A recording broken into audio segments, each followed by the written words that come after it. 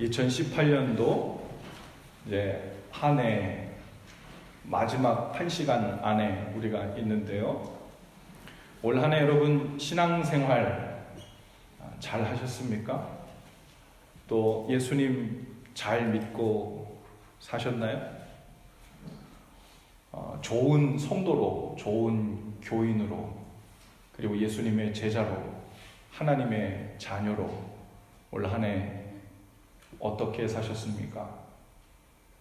만일 점수를 매길 수 있다면, 만일 등급을 매길 수 있다면 나는 몇 점을 맞을 것이며 몇 등급일 것이며 또 주님 마음에 얼마나 흡족한 모습이었을지, 그 기준을 어디에 두면 좋을지, 때론 우리는 그 기준을 알지 못해서 아쉬워하면서도, 때로는 후회하면서도, 때로는 내가 올 한 해 또 새롭게 배운 것도 있고 알게 된 것도 있고 예배한 것도 있어서 이 플러스 마이너스 다 하다 보니까 도대체 이것이 내가 어느 정도 수준에 잘 가고 있는 건지 안 가고 있는 건지 컨퓨즈 할 때가 좀 있죠. 여러분, 신앙생활을 잘했나 못했나, 주님 마음에 들었나 안 들었나, 이 기준을 어디에 삼으면 좋을까요? 성경에 많은 기준을 가지고 하나님 앞에 이야기할 수 있지만 그 중에서 오늘 우리가 읽은 말씀은 바로 가장 중요한 스탠다드가 되는 말씀입니다. 제자들이 물었어요. 하나님께서 주신 계명 중에 어떤 계명이 가장 큽니까? 여러분, 어떤 계명이 가장 크냐고 묻는 얘기는요, 다른 말로 하면 하나님이 우리를 향해 갖고 계신 뜻 중에 어떤 뜻이 가장 중요하고 가장 큰 뜻입니까? 이런 의미예요. 예수님께서 뭐라고 대답하세요? 주 너의 하나님을 마음 다해 목숨 다해 힘 다해 사랑하라. 이것이 크고 첫째 되는 계명이다. 둘째도 그와 같으니 그랬어요. 우리는요, 이 한글을 읽을 줄 아는 사람들은 이 구절이 나오면 조금 이상해해요. 둘째도 그와 같으니. 첫 번째 하나님을 사랑하라, 그것이 첫 번째고, 둘째 이웃을 내 몸처럼 사랑하라, 그것이 그 다음 순번이다, 이런 얘기가 아니에요. 주 너의 하나님을 사랑하는 것이 크고 첫 번째 되는 계명인데, 두 번째라고 표현되지만 순서적으로 두 번째 나오는 내 이웃을 내 몸과 같이 사랑하라는 이것이 또한 첫 번째와 같은 것이라는 거예요. 자, 하나님을 사랑하는 것과 이웃을 사랑하는 것은 무엇을 먼저 하고 그 다음 할 것이 아니라 사실은 같은 이야기라는 겁니다. 하나님을 내가 사랑한다 말로는 했는데 저 사람이 하나님을 정말 사랑하는지 안 사랑하는지를 보려면 어디 가서 눈으로 확인할 수 있다고요? 이웃을 내 몸처럼 사랑하는지 안 사랑하는지를 보면 저 사람이 하나님을 향해 사랑한다고 말하는 것이 거짓인지 말뿐인지 진심인지 진정인지 거기서 구분할 수 있다고요. 성경이 그렇게 이야기하잖아요. 보이는 바 너의 형제를 사랑하지 못하면서 보이지 아니하는 하나님을 어찌 사랑할 수 있느냐. 여러분, 이건 아주 중대한 이야기입니다. 그저 우리가 가지고 있는 여유의 리소스를 가지고 불쌍한 사람들, 이 겨울에 헐벗고 추운 사람들 좀 도와주는 거, 그 도와주는 게 그리스도인 되는 거고 기독교인 되는 거고 하나님의 자녀 되는 거라고 얘기하는 게 아니에요. 신앙이 없어도 하나님을 몰라도 도와주는 건 할 수 있어요. 그런데 하나님을 사랑한다고 하는 사람들은 반드시 이웃을 사랑하는 마음으로 그것이 드러나야 된다는 겁니다. 자, 우리 지난주에 그런 말씀을 나눴어요. 예수님께서 이 땅에 육신을 입고 오셨습니다. 그래서 그분이 이 땅에 오시기 전에 있었던 하늘에 계셨을 때 그분의 이름, 그것이 무엇이라고 했죠? 말씀이라고 했어요. 태초에 말씀이 계시니라. 이 말씀이 하나님과 함께 계셨으니 이 말씀은 곧 하나님이시니라. 이분이 육신을 입고 이 땅에 오셨는데 우리가 그분을 말씀이신 예수님이라고 부른다고요. 그러니까 그래서 우리가 예수님을 하나님이라고 부른 겁니다.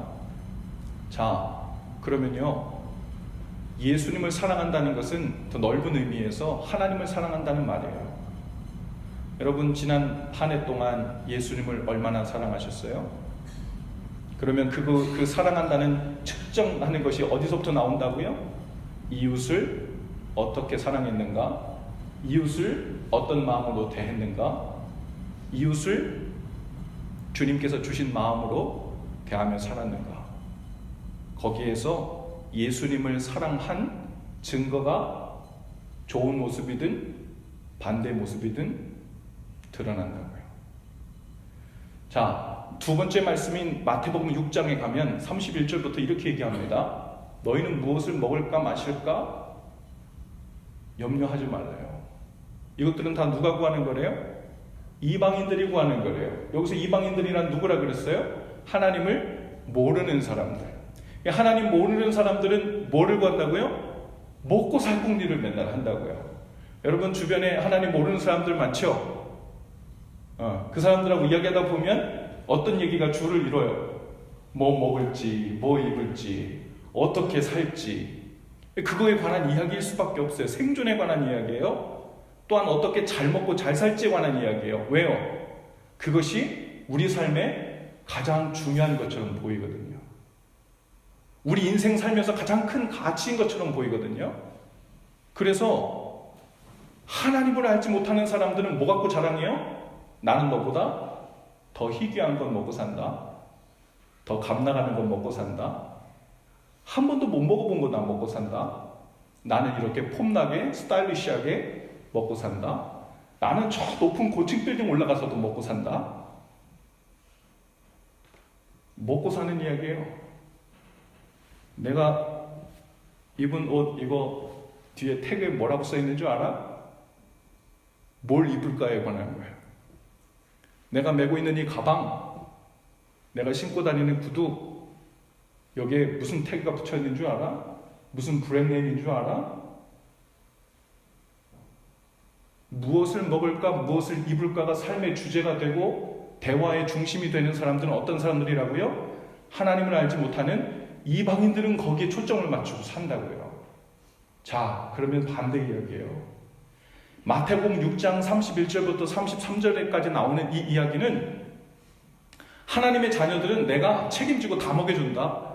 이 이야기가 중심 주제가 아니에요. 하나님을 아는 사람은 삶을 사는 이유와 목적이 다르다. 그 얘기가 중심입니다. 그러니까 뭘 먹고 뭘 입고 살지를 고민하며 구하며 애타하며 자존심 상해하며 살던 삶에서 삶의 주제가 바뀐다는 거예요. 뭘로요? 먼저 그의 나라와 의를 구하며 사는 것으로. 할렐루야. 그분의 나라와 그분의 의, 그분의 나라를 구하고 그분의 의를 구한다는 것은요, 하나님 아버지의 뜻을 구하며 사는 거예요. 할렐루야. 아까 얘기했어요. 가장 크고 첫째 되는 계명이 뭡니까? 그건 뭐에 대한 거라고요? 하나님 아버지의 가장 큰 뜻이 뭐냐고 물어보는 거예요. 그런데 하나님을 아는 사람들은 뭘 입을까, 뭘 먹을까 하는 관심에서 그분의 나라와 의, 즉 아버지의 뜻을 구하는 삶으로 삶의 목적과 방향성이 바뀐 사람들, 그게 그 사람들의 아이덴티티예요. 자, 여러분 올 한 해 무엇을 구하며 사셨어요? 오늘 여러분 하나님 앞에 2018년도 한 해를 보내기 전에 또 2019년도 새해를 기다리면서 하나님께 간절히 바라는 여러분의 소원은 무엇에 관한 것입니까? 물론 하나님, 제가 지금 미국에 와 살면서 제 스테러스가 불안정한 거 아시죠? 제가 지금 이 직장이 너무 불안한 거 아시죠? 제가 공부하고 있는데 이걸 가지고 스트러글 하고 있는 거 주님 아시죠? 하나님 저하고 가장 가까운 사람과 이렇게 큰 관계 어려움에 있는 거 주님 아시죠? 이런저런 방법을 다 써도 해결이 안 돼서 그냥 이렇게 살아야 되는 건가? 그냥 이렇게 살아도 되는 건가? 이렇게 살 수밖에 없는가? 하면서 고민하고 있는 거 아시죠? 다양한 이유와 기도 제목과 문제들을 가지고 하나님 앞에, 그리고 2019년도 한 해 우리의 소원을 가지고 주님 앞에 나왔을 수도 있어요. 물론 하나님 앞에 자녀로서 필요한 것을 구하는 것이 이상한 일이 아니고, 그거 구했다고 해서 이방인들처럼 우상숭배하는 자로 여긴다는 의미가 아닙니다. 그런데 우리 믿는 자들에게는 그것보다 가장 고상하고 더 중요한 것이 있습니다. 그것이 뭐라고 했어요? 아버지의 뜻을 구하며 사는 일. 여러분, 아버지의 뜻을 구하며 사는 일이라 그랬는데, 자, 이제 다시 마태복음 22장으로 다시 돌아올게요. 그분의 가장 큰 뜻이 무엇입니까? 라고 물어봤더니 예수님께서 뭐라고 하셨다고요? 하나님을 사랑하는 일, 이웃을 사랑하는 일, 그것이 아버지의 뜻이에요. 자, 마태복음 6장으로 다시 가서 먼저 그의 나라와 그의 의를 구해라. 즉 아버지의 뜻을 구하며 살아라. 그리하면 이 모든 것을 너희에게 더하시리라. 여러분, 필요한 것, 또 소원하는 것들 하나님 앞에 나왔지만, 주님께서 우리에게, 하나님 앞에 나온 우리에게 주님께서 이렇게 말씀하신다고요. 자, 나를 아는 자들은 이제 내게 구하는 방식이 달라져야 한다. 그것이 무엇이냐면, 그냥 먹고 살고 입고 그것만 위해서 구하는 건 나를 모르는 사람들이 그렇게 구하는 거고, 내가 누군 줄 아는 사람들, 즉 내가 그들의 하늘 아버지인 줄 아는 사람들은 내 앞에 나와서 나의 뜻을 구하는 것, 즉 하나님을 어떻게 하면 사랑하며 살까, 어떻게 하면 하나님의 마음이 가 있는 그 사람들을 사랑하며 살까, 그 고민으로 삶의 주제가 바뀌어야 된다는 거예요. 그러면 무엇을 먹고 무엇을 입고 하는 그 문제는 아버지께서 당연히 채워주시고 해결해 주시는 일이라는 거죠. 할렐루야. 이것이 주님께서 우리에게 요구하시는 겁니다. 오늘 제가 말씀 제목을 사랑을 약속하라 그랬어요. 사랑을 약속해라. 여러분 가지고 있는 예수사랑 서약서가 있죠. 작년에도 하고 올해도 하고, 우리 교회가 예수사랑 교회라서 그래서만 하는 게 아니에요. 우리 교회 처음 왔을 때 시카고 예수사랑 교회라 그래가지고, 어쩜 교회 이름을 이렇게 잘 줬을까? 어쩜 성경에서 말하는 이 핵심이 이 안에 들어와 있을까? 이제 뭐만 하면 되겠다? 그 예수님을 사랑하는 것, 즉 아버지의 뜻을 구하며 사는 건데, 그 뜻을 어떻게 구체적으로 구하며 살 건가? 마태복음 22장에 나오는 두 가지 큰 아버지의 뜻이 있습니다. 하나님을 사랑하는 일, 이웃을 사랑하는 일. 여러분, 하나님 어떻게 사랑하셨어요? 2018년도에 잘 떠오르지 않아요? 그럼 곤란합니다. 여러분, 부부 되시는 분, 연인 되시는 분들 올 한 해 어떻게 사랑하셨어요? 근데 아무것도 떠오르지가 않아. 생각해보니까 선물 사준 것도 없고, 그 사람을 위해 간절히 기도해 준 적도 없는 것 같고, 그 사람이 아플 때, 마음 아플 때, 혹은 두려워할 때, 그 모든 순간에 내가 어떻게 했지라는 거 전혀 떠오르지 않아요. 그러면 여러분, 그 사람을 사랑한다고 하는데 너무 증거가 빈약하잖아요. 내용이 없잖아요. 내용이 없으면 그걸 가지고 전문 용어로 립 서비스라고 하잖아요. 내용이 없습니다. 입술로만 서비스한 거죠. 그런데 우리가 하나님을 사랑하는데도 내용이 없으면, how to love, 이 내용이 없으면 하나님께도 립 서비스만 하면서 하는 거예요. 그리고 나는 하나님을 사랑한다고 자아도취적으로 생각해. 그리고 나는 하나님을 사랑한다고 생각하고 믿는다고 생각하고 난 그분을 안다고 생각해요. 아니요. 나 혼자만 그렇게 생각해서는 안 돼요. 사랑은요, 사랑하는 사람과 사랑을 받는 사람이 함께 느껴야 돼요. 자, 하나님을 어떻게 사랑한다고요? 두 가지입니다. 첫 번째, 하나님을 경배하고 높이는 것으로 우리는 그분 사랑하는 것을 고백합니다. 그게 뭐예요? 예배예요. 여러분, 일주일에 한 번 예배하는 게 기독교인이기 때문에 교회 나오는 게 아니고 예배하는 게 아니에요.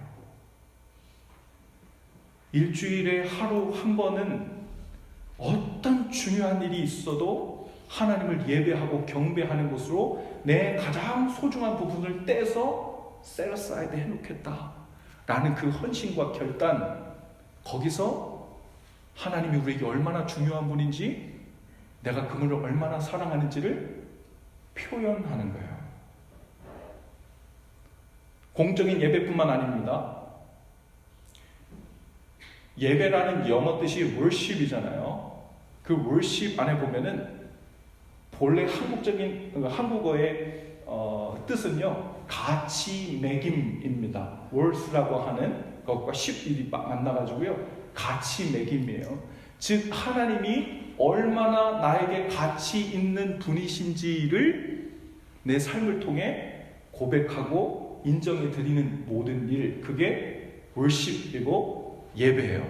그래서 우리가 공적으로 예배당에 모여서 하나님께 찬양하고 말씀 듣고 기도하고 그것을 통해 worship하기도 하지만 내 삶 속에, 생활 속에서도 그분을 존중해 드리고 그분이 나에게 말씀하신 것에 순종하고 그분 때문에 해야 할 걸 안 하고 그분 때문에 안 했던 걸 하기 시작하고, 그럴 때 우리는 그분을 생활 속에서 worship하는 거예요.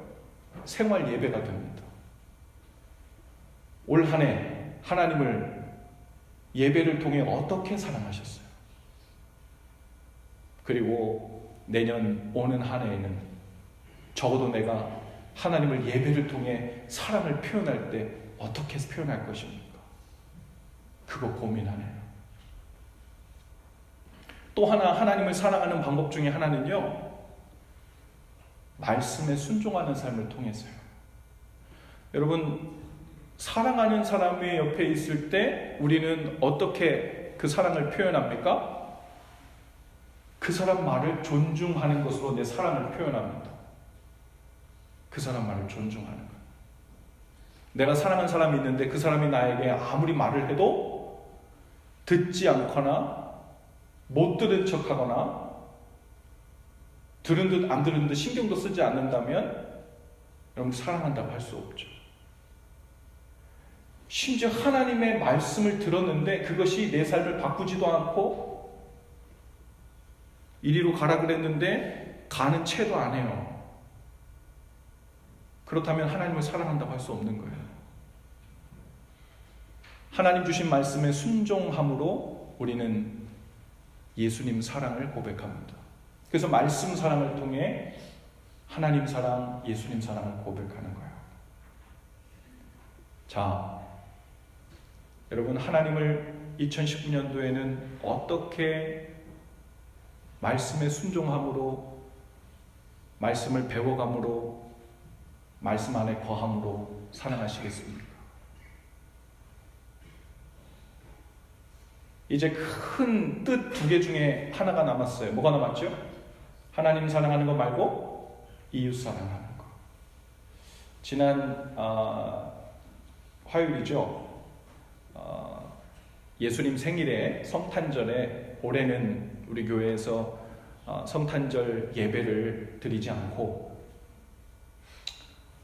예수님의 마음이 가 있을 것 같은 이 추운 겨울에 우리 홈리스들을 위해서 그분들이 필요할 만한 물품들을 도네이션하고 캐시를 도네이션하고 그걸로 물품을 구입해서 365개의 패키지를 우리 온교인이 다 모여서 만들었어요. 그리고 그것을 에반스톤에 있는 숲기친을 하는 단체에 전달해서 총 6개 지역에서 그것이 분배되도록 했습니다. 겨울 됐으니까 좋은 일을 한번 하자고 한 게 아니고 교회니까 선한 일도 해야 되지 않겠나 해서 한 게 아니고 이 일은 하나님의 뜻을 구하는 일이기 때문에 그렇습니다. 이웃을 사랑하는 일. 그 이웃을 어떻게 얼마나 사랑하며 사는가 그 일이 아버지의 뜻이라는 거예요. 그것이 그의 나라와 의를 구하는 거예요. 그러면 이 모든 것을 더하여 주신다는 그 전제 조건이 바로 이웃을 사랑하는 일입니다. 올 한 해 이웃을 어떻게 사랑하셨어요? 내년엔 이웃을 어떻게, 얼만큼, 어떤 통로로 사랑하시겠습니까? 이 송구영신 예배 때요, 여러분 올 한 해 하나님 사랑 얼마나 하셨어요? 내년에는 더 사랑합시다 하고 여러분들이 아멘 이렇게 하면 아주 쉽게 올 한 해를 마무리하는 거죠. 그런데 아멘으로 끝나지 않고 제가 이상한 걸 여러분한테 나눠드렸어. 그리고 하나님을 사랑하는 방법, 이웃을 사랑하는 방법, 구체적으로 어떻게, 무엇을 통해, 얼마나, 이것을 여러분에게 드린 것은요, 진짜 사랑을 해보자는 거예요. 립 서비스만 말고.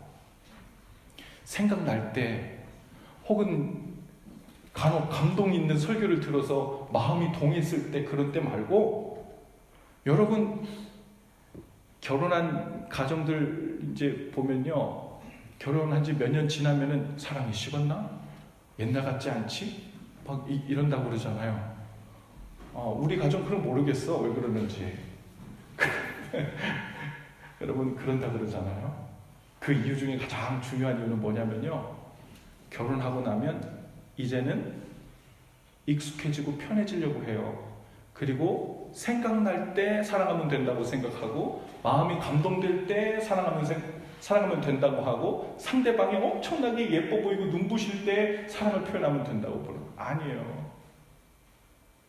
사랑하는 관계로 맺어진 관계는요, 그 다음부터는 시도 때도 없이 자나깨나 좋은 옷 입고 화장 예쁘게 하고 향수 뿌리고 멋질 때만 사랑하는 게 아니라 잠옷 입고 눈 부시시하고 침을 이렇게 흘리고 있어도 그 모든 상황에서 사랑을 애써 표현하는 그것을 작정하고 들어가야 돼요. 여러분 사랑할까 말까, 결혼할까 말까 간 보는 때가 아니잖아요. 예수님과 우리는 사랑으로 이미 연결됐어요. 결혼한 것과 같아요, 영적으로.